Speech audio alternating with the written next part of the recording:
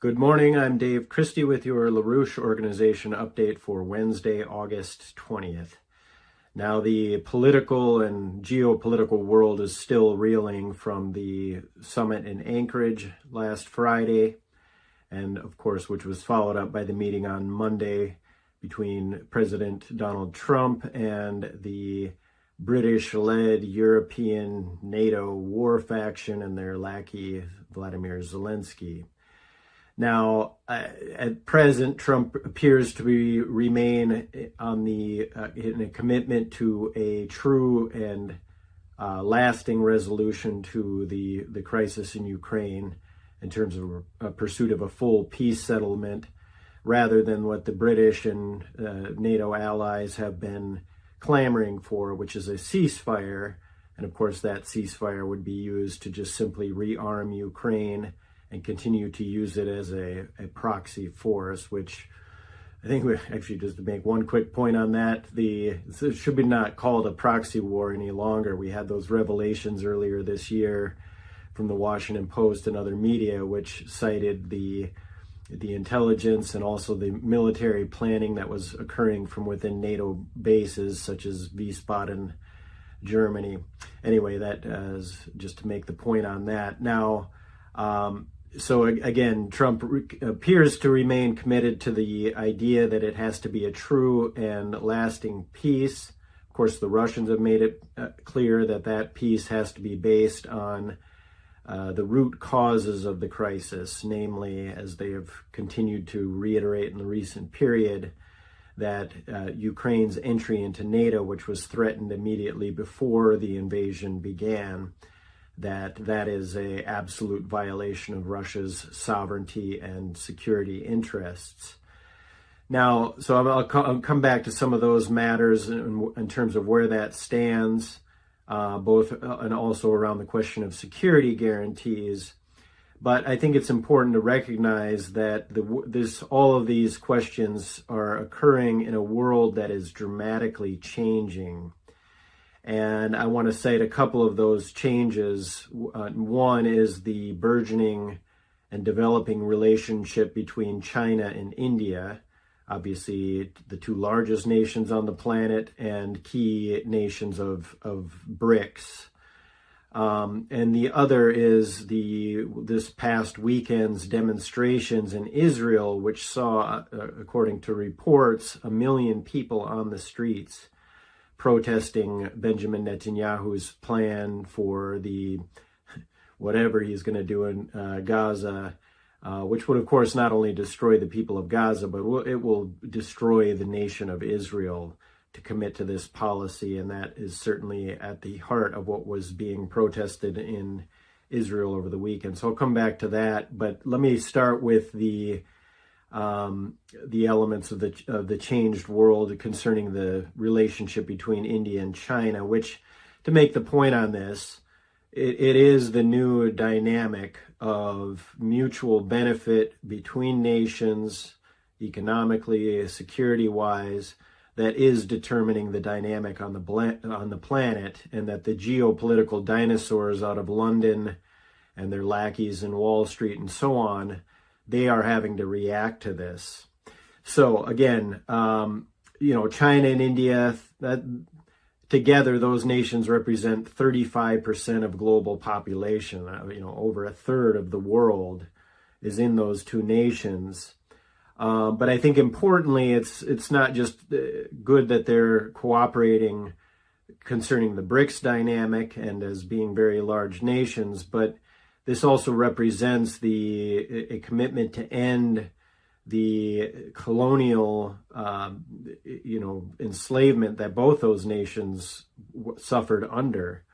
Recall that around the time from about the time of the Boston Massacre to the ratification of the U.S. Constitution, some 20 to 30 million Indians died in a forced famine that was under the British East India Company, very similar to the same famine policy that we see in the former British Mandate of Palestine, otherwise, of course, what we see on the streets of Gaza today. But So I think it's important also to recognize that when the Patriots in Boston dumped the tea into the harbor, it was the British East India Company tea. It was not the brothers and sisters in merry old England, of course, who suffered under the same sweatshop, or were their women and children were forced to work in the sweatshops of London under the same British East India Company policy. But that's what we fought the American Revolution against. Now, approximately half a century later, the Chinese also suffered under the British East India Company rule, namely that of the Opium Wars, where the British were flooding the Chinese people with the poison of opium. And when Chinese patriots said enough is enough, the British East India Company launched the war on China, which again was known as the Opium Wars. I think relevant to note, one of the leading banks of the British East India Company was the Hong Kong Shanghai Bank, operating out of Hong Kong, and was instrumental in the Opium Wars. In 2012, that very same bank was actually fined $1.9 billion after investigations in the U.S. Senate. Carl Levin, I think, was the name of the senator. But they were fined almost $2 billion for laundering drug money from the cartels and also terrorist mercenary forces. So some things never change. Now, okay, so returning to the relationship between China and India, Chinese Foreign Minister Wang Yi will be completing his visit to New Delhi today. He's had a series of meetings since Monday. Now, he met with Modi, and before that that's the Prime Minister of India, of course. Before that, Wang met with his Indian counterpart Jaishankar, the Foreign Minister of India, and separately with the Indian National Security Chief Ajit Doval. And it was in the context of a meeting they had on the boundary question, which has been a source of tension, not only between those nations, but has been one of those tension points that British or the Anglo-American Special Services, MI6, etc., have manipulated to create tensions between China and India. So important that those are discussed, the discussions are underway between those nations, which, according to the official reports in both India and China, there was references that these are important, particularly to deal with what they call the global turbulence. Now, from Narendra Modi's post on his X account, he said, stable, predictable, constructive ties between India and China will contribute significantly to regional as well as global peace and prosperity. So that's what he said after his meeting with Wang Yi. He also then went on to note, since my meeting with President Xi in Kazan, that was at the BRICS summit last year, he said, India and China relations have made steady progress guided by respect for each other's interests and sensitivities. I look forward to our next meeting in Tianjin on the sidelines of the SCO summit. So that's just coming up at the end of August here, the SCO summit, and important that Modi and Xi Jinping will be there. Now, the other meeting that is upcoming, in fact, 2 weeks from today, is the meeting in Beijing to commemorate the 80th anniversary of the end of the Pacific Theater of World War II. It's been discussed that Modi will perhaps be there, but of course Xi Jinping and Vladimir Putin will also be there. This is among other world leaders as well. This is the meeting where Helga Zepp-LaRouche of the Schiller Institute has reiterated many times in the recent period that Donald Trump should be at that meeting. To continue the dialogue that he's had with Vladimir Putin, but importantly, to continue that dialogue with Xi Jinping, which certainly Russia, China, and the United States could resolve really all global problems. But adding Narendra Modi into the mix, if he is indeed there, which again it's reported that he will be, that would be significant, the significant dialogue, and I'm sure that Modi would be open to that as well. Now, of course, the other part of the importance of that meeting, which also begins the September 3rd, is also the date that the Eastern Economic Forum begins in Vladivostok. And what better point of discussion for development of the eastern portion of Russia, which really begins to intersect the nexus point between China, Japan, the Korean Peninsula, North and South Korea. What better project to discuss at that forum than the Bering Strait Tunnel, a long-time project that Lyndon and Helga Zepp-LaRouche have promoted to bring the development of the Eurasian landmass over to a similar development perspective in the Americas, in North and South America, linking those two nations. And obviously, since the LaRouches put forward that idea some 3 decades ago, the world has changed dramatically, and we now have the Belt and Road Initiative that could easily be linked through the Bering Strait. So Helga has called for that as well. Now, the other area, as I mentioned, were in terms of the potential shift in the geopolitical dynamic, are these demonstrations inside of Israel. Apparently, some 500,000 people, according to media reports, were on the streets of Tel Aviv, which Tel Aviv proper doesn't even have 500,000 people, or it's about that many people. Obviously, the metropolitan area has more, but it's reported that over 1 million people throughout the entirety of Israel did participate in these protests. And, you know, obviously we have Benjamin Netanyahu. Some of the concerns of the protesters were the fact that the hostages still remain, that Netanyahu seems more intent on continuing the genocide in Gaza and less about the security of the hostages. In fact, many view his use of the hostage crisis as simply justifying the ongoing aims not only in Gaza but in the West Bank, and of course the religious zealots around Netanyahu who are calling for the greater Israel to expand even beyond.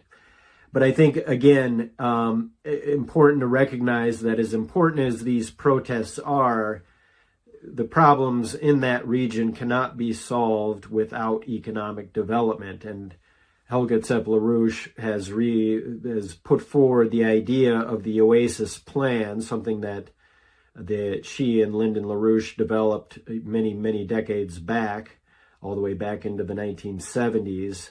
But, you know, this could be the Oasis Plan as both nuclear desalination for fresh water and other water conveyance systems that could be used to green the deserts and bring these nations into collaboration, and should really be seen as part of the broader development perspective for that crossroads of civilization. That is that part of West Asia, Southwest Asia, whatever people call it, is the crossroads between Europe, Africa, and Asia.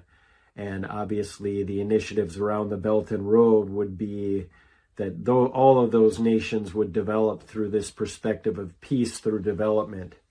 Okay, now just returning to the matters of the question of peace between the United States and Russia, which of course has many aspects important for economic development, but certainly is important for the fact that these are the owners of the 2 largest thermonuclear arsenals on the planet. So I just want to cover the ongoing brawl around matters of the ceasefire and the so-called security agreements. Now, just on the matter of the ceasefire, just to reiterate, maybe you've seen this already, but in the Monday meeting in the White House between the European entourage that accompanied Zelensky, Chancellor Merz of BlackRock, or Germany, was goading Trump on the question of a ceasefire, saying, I can't imagine that the next meeting between Putin and Zelensky would take place without a ceasefire. So let's work on that, try to put pressure on Russia, so on and so forth. Which Trump did respond, in the 6 wars that I have settled. I'll leave that up for you to decide Trump's role in those 6 wars, but at least he has the aspiration to do so. Anyway, Trump said, in the 6 wars that I've settled, I haven't had a ceasefire. We just got into negotiations. If we can do the ceasefire, great. And if we don't do a ceasefire, because many other points were given to us, great points. And instead, Trump continued his call for a full peace settlement. So that's important. That appears that Trump remains committed to that policy. Now, on the matter of security guarantees, there were these initial reports that Trump had said that the U.S. would be willing to provide those security guarantees and indicated that Putin was open to that. Now, unclear what Trump meant at that point, but the question of U.S. providing security guarantees, especially where Ukraine and the allied special forces or British intelligence networks inside of Ukraine could very easily manipulate some sort of false flag event, blame Russia, and now the United States backing up Ukraine with security guarantees. We're in World War III, right? So that's dangerous. It was noted that in Trump's Truth Social post following the meeting on Monday with the European leaders that Trump somewhat modified what he meant by that, saying that we discussed security guarantees for Ukraine, which guarantees would be provided by the various European countries with a coordination of the United States of America. So a little different than the U.S. doing it, but rather coordinating the Europeans to do that. Now, I don't think the Russians are excited about any form of NATO boots on the ground. Actually, Trump, following up on the Monday meeting on the Fox and Friends show Tuesday morning, he did refer to France, Germany, and the UK, that they'd be willing to front load the peace in terms of the security guarantees. He went on to say that France, Germany, and the UK, they want to have boots on the ground. I don't think it's going to be a problem, to be honest with you. We're willing to help them, but stressed that the U.S. would not have boots on the ground. Now, there could perhaps be some other dialogue going on. Recall that during the Istanbul agreements, there were security guarantees that were provided, with Russia's agreement, but that included nations like China. Other nations of the BRICS were being discussed. Brazil, I believe, was one of the nations. And of course, European and I think even perhaps U.S. forces as well. That could be negotiated, but certainly Russia is not going to just allow NATO to then come on in and back up the so-called peace, given their role in the provocations over the last decade and a half since the coup d'état after the Maidan operation.